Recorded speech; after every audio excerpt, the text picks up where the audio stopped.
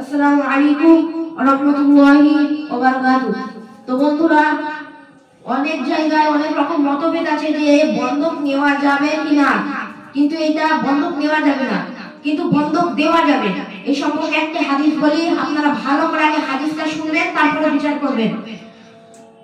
হাদিস নম্বর বুখারী হাদিস নম্বর 2343। হযরত আনাস রাদিয়াল্লাহু তাআলা আনহু থেকে বর্ণিত, তিনি বলেন, নবী সাল্লাল্লাহু আলাইহি ওয়াসাল্লাম জবের বিনিময়ে একটি ইহুদির কাছে নিজের বর্ম বন্ধক রেখেছিলেন।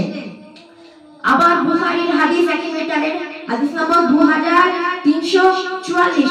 হযরত আয়েশা সিদ্দিকা রাদিয়াল্লাহু তাআলা আনহা বলেন, নবী সাল্লাল্লাহু আলাইহি ওয়াসাল্লাম একটি ইহুদির কাছ থেকে কিছু খাদ্য ক্রয় করেন মেয়াদের জন্য, মেয়াদে সেই ঋণ শোধ করার শর্তে, এবং তার বরকতি সেই ইহুদির কাছে বন্ধক রাখেন।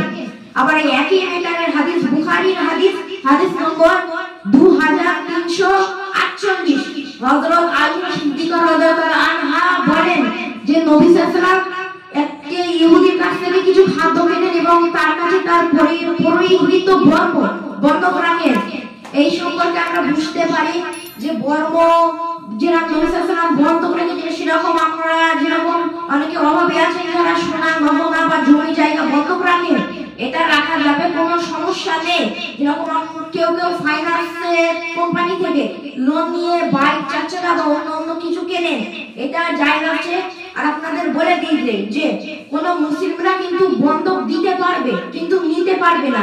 বন্ধক নেবে ইহুদিরা বা অন্য ধর্মীরা, আর মুসলিমরা বন্ধক দিতে পারবে।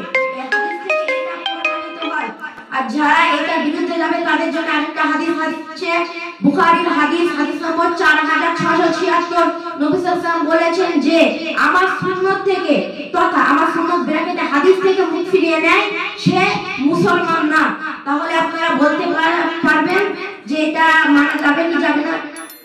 তাহলে এই হাদিস থেকে এটা প্রমাণিত হচ্ছে যে হাদিস থেকে যে মুখ ফিরিয়ে নেবে সে মুসলমান না, ওই জন্য বন্ধক দেওয়া যাবে। এটা পুরোপুরি হাদিস থেকে সম্মত এবং গ্রহীত, এটা করা যাবে, কোনো সমস্যা নেই ইনশাআল্লাহ।